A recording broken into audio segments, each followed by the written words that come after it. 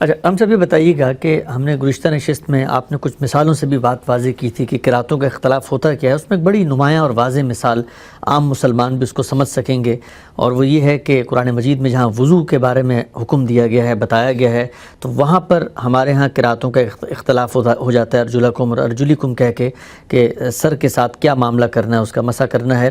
تو میرا سوال آپ سے یہ ہے کہ جس وقت مسلمانوں نے عرض اخیرہ کی اس قرات کو اپنایا، لیکن اب ایک عام مسلمان کے سامنے یہ مشکل پیش آ گئی کہ اس کے سامنے یہ پرانی قرات بھی موجود ہے، تو کیا خود قرآن مجید کی زبان، اس کا داخلی نظم بھی یہ فیصلہ کر سکتا ہے کہ اس وقت عرض اخیرہ کی قرات کون سی ہے اور پرانی قرات کون سی تھی؟ اس میں ایک لفظ کی تصحیح کر دوں، اپنایا نہیں بلکہ جو اللہ تعالیٰ نے قرات کی، جو جبریل امین نے کی، مسلمان پابند تھے کہ اسی کو آگے منتقل ٹھیک ٹھیک ٹھیک ٹھیک. قرآن مجید کے الفاظ ہیں فَإِذَا قَرَأْنَاهُ فَاتَّبِعْ قُرْآنَهُ. جب ہم یہ دوبارہ پڑھیں گے اور اس کی آخری قرات کریں گے تو اس کی آپ کو پیروی کرنی ہے. اللہ تعالیٰ نے حکم دیا ہے اس کا.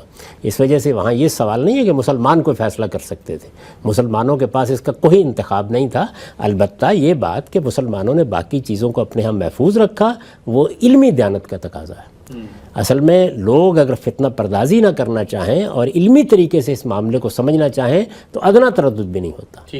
گویا ایک ایک لفظ جو رسالت میں آپ صلی اللہ علیہ وسلم کی زبان سے کسی وقت ادا ہوا، اگر کسی صحابی کے پاس وہ موجود تھا تو اس نے آگے منتقل کر دیا. ٹھیک. اور اس نے منتقل کیا تو آگے کے لوگوں نے بھی اس کو اپنے ہاں ثبت کر لیا ہے. اس کا پورا تاریخی ریکارڈ ہمارے پاس حدیث کی کتابوں میں، قرات کی کتابوں میں، علوم القرآن کی کتابوں میں آپ کو مل جاتا ہے. بلکہ اب تو بعض اوقات مصحف کو لے کر اس کے حاشیے پر بھی بیان کر دیا جاتا ہے تاکہ وہ تاریخی ریکارڈ محفوظ رہے.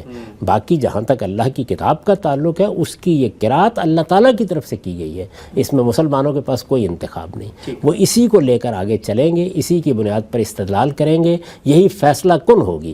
بحث کہاں سے پیدا ہوئی تھی کہ قرآن مجید اپنے بارے میں یہ کہتا ہے کہ وہ میزان ہے، وہ فرقان ہے، اور وہ فیصلہ کرے گا جب اختلافات پیدا ہو جائیں گے. تو فیصلہ کن حیثیت اس کی ہے. ٹھیک. اس کے سوا باقی چیزیں آپ علمی طریقے سے زیر بحث لائیں، کسی سے استدلال کر لیں، کہیں تفہیم میں مدد لے لیں، کسی موقع پر تفسیری لحاظ سے دیکھ لیں. اور میں آپ سے عرض کرتا ہوں کہ یہ تو اس کا موقع نہیں ہے. ظاہر ہے کہ یہاں علمی گفتگو نہیں کی جا سکتی اس طرح سے بہت تفصیل کے ساتھ. یعنی بے شمار لوگوں نے بعد میں یہ بھی کیا کہ وہ کسی آیت کی تفسیر کرنا چاہتے تھے یا سمجھانا چاہتے تھے تو اس کو بھی ایک دوسرے طریقے سے پڑھ کر سمجھا دیتے تھے. یعنی مثال کے طور پر اگر کسی جگہ قرآن مجید نے یہ کہا ہے کہ عذاب علیم ما کانوا یکذبون، کہ ان لوگوں کے لیے دردناک عذاب ہے اس لیے کہ یہ جھوٹ بولتے ہیں، تو وہ جھوٹ تھا کیا؟ وہ اصل میں رسالت میں آپ صلی اللہ علیہ وسلم کو جھٹلانے کی بنیاد پر جھوٹ بولا جا رہا تھا. ٹھیک. تو بعض لوگوں نے یہ کہا کہ اس کو ہم یکذبون بھی پڑھ سکتے ہیں. اچھا. تو یہ گویا قرات کر کے تفسیر کرنے کا طریقہ تھا جو اختیار کیا گیا. اس کو بھی سمجھنے میں لوگوں کو بعض موقعوں پر غلطی ہوئی. تو میں یہ عرض کر رہا تھا کہ قرآن مجید کے متن میں یہ کمال اور اعجاز ہے کہ جہاں کہیں معنی پر کوئی چیز اثر انداز ہو سکتی ہے، وہاں قرآن کا داخلی مطالعہ بھی اس کو اگل کے پھینک دیتا ہے. اچھا.